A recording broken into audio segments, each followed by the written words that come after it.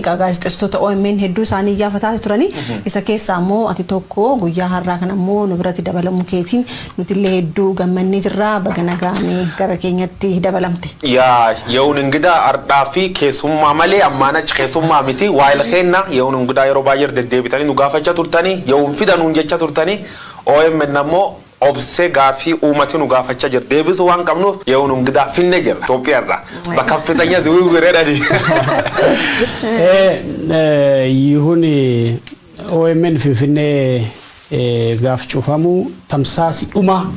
ka OMN qilleensa itti qilleensa irratti ture live Yihun Ingidaa fi tiimiin isa waliin turte cover gochaa turteedha sun immoo sirna gaggeessaa artist Hacaaluu Hundeessaa erga wareegamee booda jechuu bariisaa hospitaala aga magaalaa Buraayyuutti turtii ture live namni tamsaasa ture tokko isadha tamsaasi OMN yookiin qabiyyeen dhumaa OMN finfinnee kadhuma isa raawwatame jechuudha baga deebinee wal agarree yeroo meeqatti qilleensa irratti deebite jechuudha. Galatoma egaa akkuma ati yukaasti tamsaasa dhumaa ture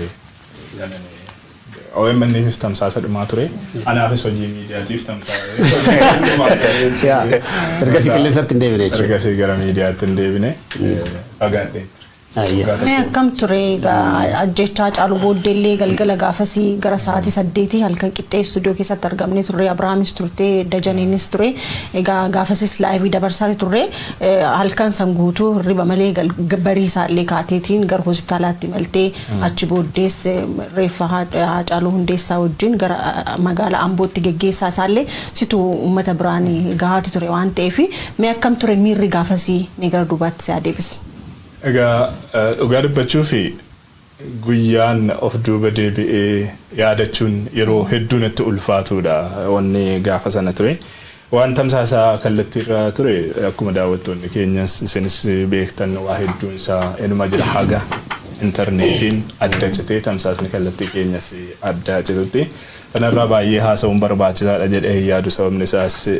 hamma iji kaameeraa keenya argeeffama iji keenya qalbiin keenya hubachuu danda'e waan bakka sana ture tokko lamaan biraan gahaa turre waan ta'eef garuu asirratti carraa kana fayyadamee kan inni kaasuu barbaadu daawwattoonni keenya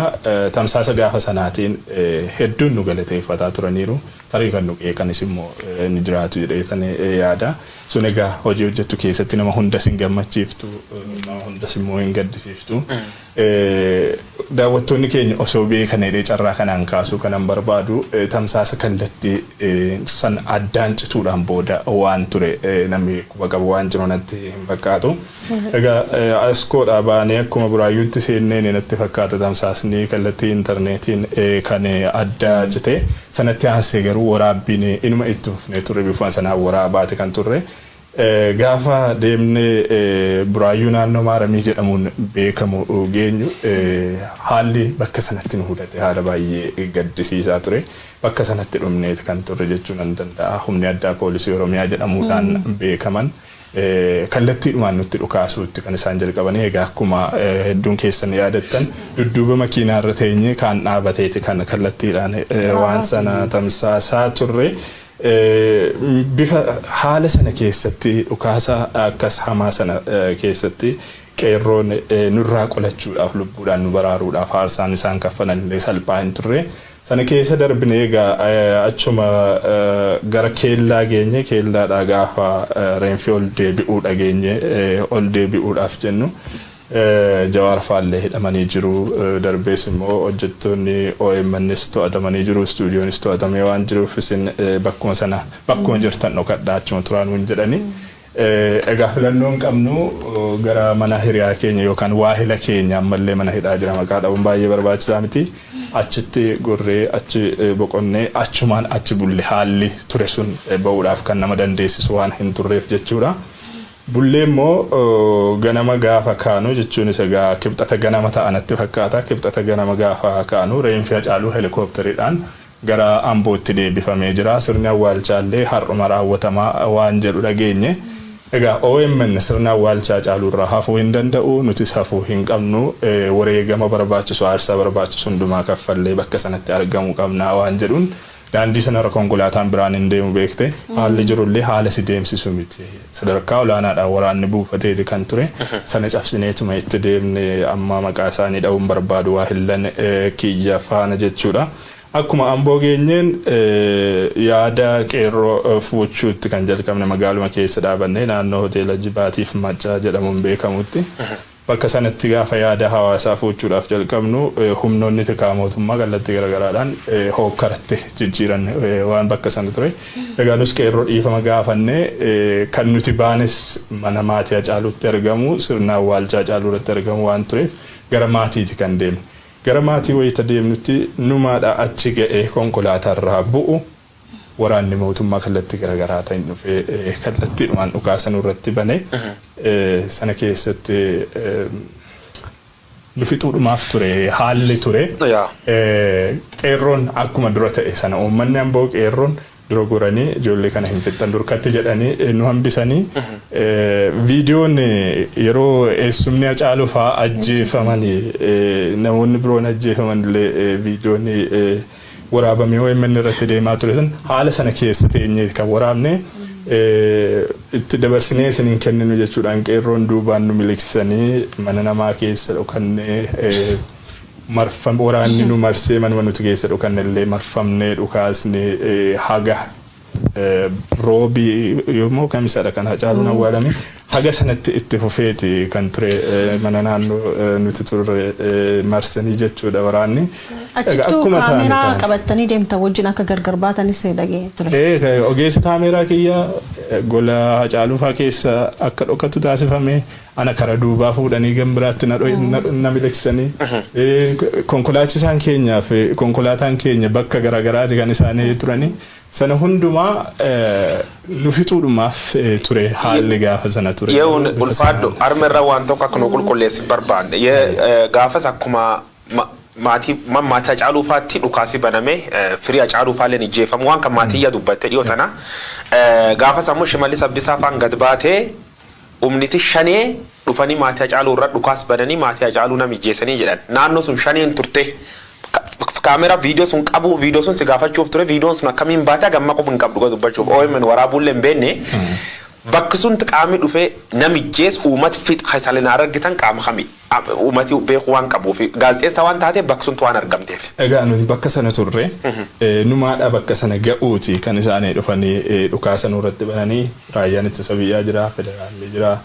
keessumaa humna addaa Oromiyaa qaamni jedhamu haalli isaanitti nuti dhukaasaa turanillee waan si gaddisiisudha